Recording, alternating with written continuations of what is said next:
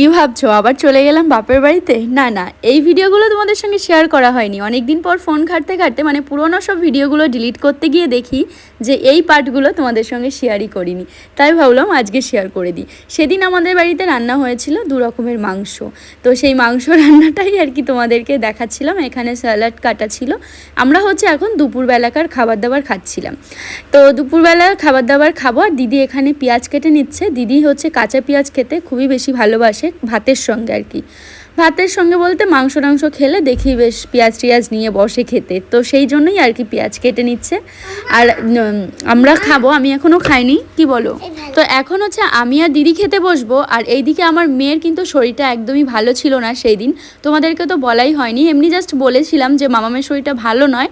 কিন্তু মামাম যখনই আমাদের বাড়িতে আসে, ভালো তো 2-3 দিন ছিল, তারপর আর কি শরীর খুবই অসুস্থ হয়ে পড়ে। আর কি বলবো, এত পরিমাণে শরীর খারাপ করে, আমি যখনই বাড়িতে যাই তখনই কিন্তু আমাকে ওই দেখেছো থালায় ভাত রয়েছে, ওই মামামকে খাওয়ানোর চেষ্টা করছিলাম, তো মামাম খায়নি। মানে আমাদের বাড়িতে গেলে কি হয়, মামাম কিছুই খেতে চায় না, মানে এত পরিমাণে কি বলবো ভালোবাসা খায়, ভাত ডাল কিচ্ছু খাবে না, কিচ্ছু না। না খেয়ে খেয়ে মেয়েটার এত পরিমাণে শরীর খারাপ বাঁধায়, যে বাড়ি যাই সে বাড়ি কিন্তু আমাদের ওখানে যে ডাক্তারবাবু আছে ওনার কাছে না নিয়ে যাওয়া অবধি শান্তি হয় না। তো সেই দিন আর কি মাম্মামের খুব শরীরটা খারাপ ছিল, তার জন্য মাম্মামের দিম্মাই মাম্মামকে আর কি সামলাচ্ছিল, আর আমরা নিজেরাই বেড়ে টেড়ে আর কি ভাত খাচ্ছিলাম। আর বৌদি বাড়িতে নেই, বৌদি আগের দিন চলে গেছে বাপের বাড়িতে। সেই ব্লগগুলো তো তোমাদের সঙ্গে শেয়ার করেছিলাম। তো এই আর কি, তো লাস্টে আমার মনটাও মানে মুখটা দেখে বুঝতে পারবে আমার মুখটু কালো রয়েছে, কারণ আমার মেয়ের শরীরটা এতটাই খারাপ, যার জন্য আর কি আমি কিছুই ভালো লাগছে না। সারা রাত সেই ভোর 3টে থেকে শুরু করেছে বমি করা, না হলে 8-9 বার বমি করেছে, এরকম অবস্থা হয়ে গেছিলো। সেই ভোর 3টে থেকে জেগে আছি, আর মেয়ের ওইরকম বমি টমি দেখে মানে অবস্থা খুব খারাপ ছিল আমার। তো যাই হোক, কি বলাবলি করছিলাম কি জানি। তারপর আমরা বিভিন্ন টপিক নিয়ে আর কি গল্প করছিলাম আর খাচ্ছিলাম।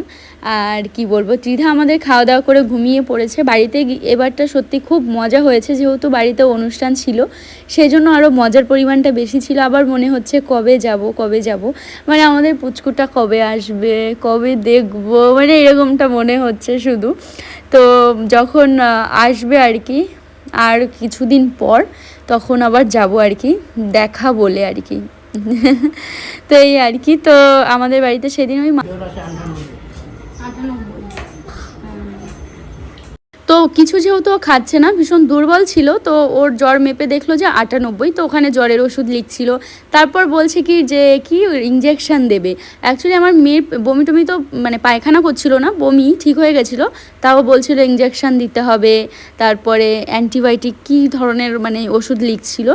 দিয়ে তখন আমরা বললাম না ইঞ্জেকশান কিছুতেই লাগবে না, কেন ইঞ্জেকশান কখন দেয়, যখন কিন্তু লাস্ট পর্যায়ে চলে যায় তখন। কিন্তু মামাম কিছু খাচ্ছে না, এটাই খেলে পরে ও সুস্থ হয়ে যাবে। ডাক্তার নই, কিন্তু এতদিন ছোট বাচ্চাকে বড় করতে করতে ডাক্তারের মতো অনেকটা হয়ে উঠেছি, বুঝতে পারি কখন কি হলে কোন ওষুধ দেয় কি না করে, মানে এই আর কি। তো ওখান থেকে ইঞ্জেকশান হেন তেন, তারপরে অ্যান্টিবায়োটিক বিভিন্ন ধরনের ওষুধ বলা হলো, কিন্তু আমরা কিছুই ওষুধ আনিনি, কারণ আমি জানি আমার মেয়ের ভাত খেলে ঠিক হয়ে যাবে। জাস্ট একটু চেক আপ করাতে নিয়ে গেছিলাম। তো বাড়িতে এসেই তখন রাত 11:30 মতো বাজে। রাতে খাবার দাবারের শেষে তনু মানে তোমাদের দাদাভাই খেতে চেয়েছিল দুধ পুলি, তো মা সেই জন্যই আর কি দুধ পুলি বানাচ্ছিল, যেহেতু কালকে চলে যাবো তার জন্য আজকেই